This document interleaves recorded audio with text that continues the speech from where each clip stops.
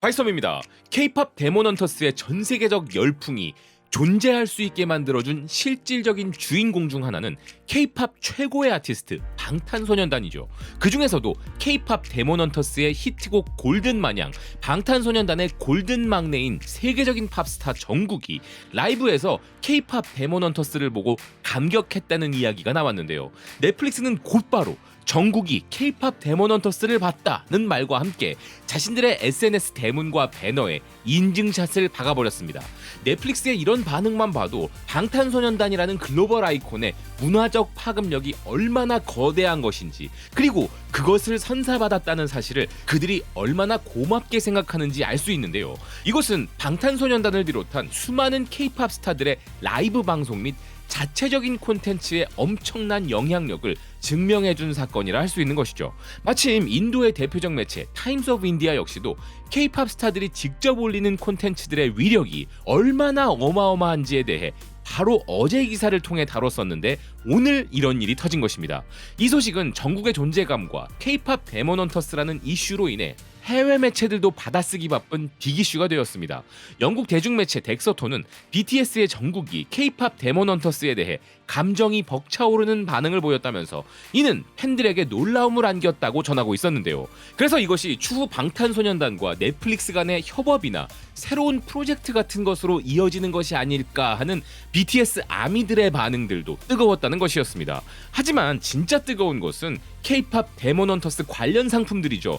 넷플릭스가 판매하는 제품들의 인기는 물론이지만 우리나라 국립중앙박물관이 판매하는 기념품들의 인기까지 치솟으면서 국립중앙박물관 홈페이지 서버는 과부하가 걸릴 정도라고 하는데요. 이 소식에는 심지어 미국의 빌보드도 주목할 정도였습니다. 그래서 벌써부터 올해 넷플릭스가 만든 최고의 영화라는 평가와 놀라운 성적표를 받고 있는 K-팝 데몬헌터스는 진짜 말 그대로 글로벌 애니메이션 업계에 대변혁을 일으킨 상징적 작품이라 칭송받고 있는데요. 미국 할리우드 기반의 대중연예 매체 더 랩은 극장용 애니메이션 영화들이 흥행 성적 면에서 최근 고전하고 있는 반면 K-팝 데몬헌터스는 스트리밍 플랫폼에서 대성공을 거두고 있다면서 애니메이션 업계에 큰 변화가 일어나고 있다는 것이었습니다. 그러니 이런 대박 작품의 속편을 기대하는 전 세계 수많은 팬들의 열망은 날이 가면 갈수록 뜨거워지고 있는데요. 미국 대중매체 CBR은 K-팝 데몬헌터스의 실사화는 필요 없다면서 이 작품은 애니메이션이기에 화려한 비주얼과 과장된 액션이 매력이며 거기에 K-팝 컨셉이 더해져 독특한 것인데 이것을 실사로 옮길 경우 높은 제작 비용과 캐스팅 문제는 물론 애니메이션 특유의 스타일을 살리지 못할 위험이 있다는 것이었는데요. 그러면서 애니메이션만으로도 이미 완성도 높고 충분히 독창적이기에 굳이 실사화까지는 필요가 없어 보인다면서 이것은 애니메이션이기에 K-팝 세계관을 훨씬 더 자유롭고 창의적으로 담아낼 수 있었던 것이라고 분석했습니다.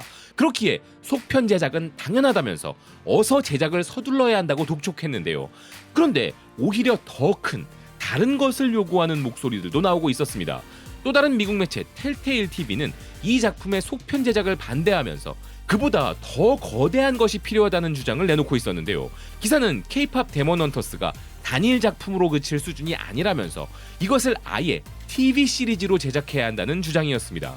이 작품은 K-팝, 악마사냥, 액션 판타지 등 다양한 매혹적인 컨셉들을 결합한 것이기에 잠재력이 매우 크다는 기사는 캐릭터들의 개별 서사와 팀워크의 성장 및 K-팝 세계관의 확장 등으로 스토리를 더 풍부하게 풀어낼 수 있는 시리즈물 구조가 이 작품에는 더 적합하다는 분석을 내놓았는데요. 게다가 이 작품은 K-팝 팬덤 문화와 엔터테인먼트 산업의 어두운 면도 다룰 수 있는 여지가 있다는 이 기사는 넷플릭스가 다양한 글로벌 콘텐츠에 투자를 확대하고 있는 지금이야말로 K-팝 데몬헌터스가 시리즈화될 최적의 시기라는 것이었습니다. 즉, 영화로 속편을 이어가기에는 작품의 세계관이 너무 방대하다는 것이죠. 그런데 이런 주장은 레딧 커뮤니티에서도 이슈가 되고 있었는데요. 레딧의 K-팝 데몬헌터스 스레드에 만약 속편이 TV 시리즈로 나온다면 이것은 여러 부분으로 나뉜 별도의 이야기들을 다룰 수 있음은 물론 스핀오프 제작의 문을 열어줄 것 같아서 더 좋아 보인다는 의견이 올라오자 팬들은 이런 반응들을 보이고 있었습니다. 첫 번째 작품만큼의 퀄리티로, 아니 그보다 더 좋게 만들 수 있는 예산과 창작의 자유가 있다면 무엇이든 좋아. 예산만 충분하다면 시리즈로 만들면 좋겠다. 나도 영화 한 편보다는 각 에피소드마다 다양한 캐릭터와 세계관에 대해 깊이 있게 다루는 시리즈를 선호해. 품질이 중요하다면 영화를 요청하겠지만 TV 시리즈가 이야기를 더 확장하고 캐릭터를 더 많이 구축할 수 있기에 적절할 것 같다. 영화의 문제점은 너무 제한적이라는 거야. 시간상 담을 수 있는 이야기에 한계가 있거든. 이 영화에 대한 나의 유일한 불만이 바로 이거였어. 마치 아직 할 이야기가 너무 많은 것처럼 이야기가 꽉 차 있는 느낌이었어. 난 속편 영화를 먼저 만든 다음에 시리즈로 이어나갔으면 좋겠다. 다른 데몬 헌터스들의 삶, 한국 음악의 다양한 장르, 그리고 각 시대별로 벌어졌던 투쟁을 자세히 묘사한 스핀오프 시리즈가 있으면 더 멋질 것 같다. 이렇게 대부분의 캐대언 팬들은 퀄리티를 걱정하면서도 TV 시리즈로 방대한 이야기를 풀어주기를 바라는 분위기였는데요. 실제로 레딧 커뮤니티에는 1970년대 독재자가 대중음악을 탄압하던 시기에는 데몬 헌터스들이 어떻게 활동했을지 궁금하다면서 악마들을 사냥하고 있지만 자신들도 사냥당하고 있는 현실 속에서 그들은 어떻게 계속 싸워나갈 수 있었을까라는 질문이 올라온 것입니다. 이 의견에 대해 다른 팬들은 이런 반응들을 보였는데요. 언더그라운드 음악은 그 시절에도 늘 존재했어. 그들은 혼문을 이어가기 위해 풀뿌리 민주화 운동과 손을 잡았을 수도 있지. 내 생각에는 그들이 주로 한국 밖에서 공연하며 활동했을 수도 있고 언더그라운드에서 활동했을 수도 있을 것 같다. 데몬 헌터스는 꼭 대중음악을 부를 필요는 없었어. 대부분의 사람들이 공감할 수 있는 음악이면 됐겠지. 조선시대 3인조는 분명 대중가요 가수는 아니었어. 아니면 한국에서 활동하는 것이 아니라 미국에 있는 재미교포일 수도 있지. 나는 헌터스가 일본 식민지배 기간 동안 어떻게 활동했는지 더 궁금해. 독재 시절의 헌터스? 간단해. 데몬이 독재자를 장악해버린 거지. 그래서 헌터들은 몰래 활동하면서 혼문을 그 수준으로 끌어올리고 국민들을 구해야 했던 거야. 한반도에는 악마들이 난동을 부리는 사례가 많았을 거야. 일제강점기부터 한국전쟁, 김일성과 이승만 독재정권 하에 남북한, 박정희 쿠데타, 그리고 전두환과 광주항쟁, 이후 민주화 운동까지. 그런데 북한에도 데몬 헌터스가 있을까? 아마 저 시절이라면 디스코 장르의 힘으로 세상이 구원받았을지도 몰라. 물론 이번 영화의 결말 이후 스토리로 이어가길 바라는 사람들도 많았지만 의외로 많은 이들이 데몬 헌터스의 역사를 설명하는 이 영화의 초반 장면에 크게 반응하고 있었던 것인데요. 한편 프랑스 매체 위스트 프랑스 역시도 이 작품의 속편은 필연적이라 주장했습니다. 그 이유는 이 영화가 한국의 전설들을 바탕으로 하기 때문이라는 것이었는데요. 그러면서 이 기사 역시도 17세기의 수호자들부터 1920년대의 라디오 가수들, 그리고 오늘날의 아이돌에 이르기까지 시대별로 만들어질 수 있는 속편 스토리가 풍부하다는 것이었습니다.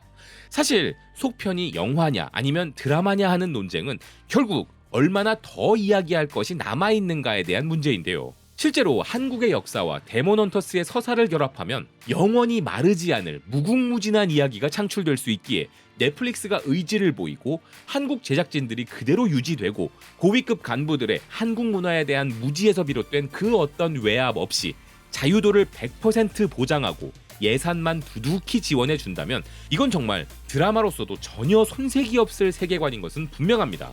하지만 영화든 드라마든 앞으로 속편으로 나올 이야기들에 비하면 이번 영화는 살짝 맛보기 정도의 수준이었음에도 불구하고 이 작품은 전 세계 팬들의 마음을 벌써부터 이렇게 흔들고 있는 것인데요. 그러니 아직 전 세계를 향해 열리지 않았던 유구한 한국의 역사와 전설은 물론 전 세계가 K-팝을 통해 공유하는 따뜻한 공동체 의식에 대한 이야기라면 이 작품의 속편은 선택이 아니라 운명이라는 생각입니다.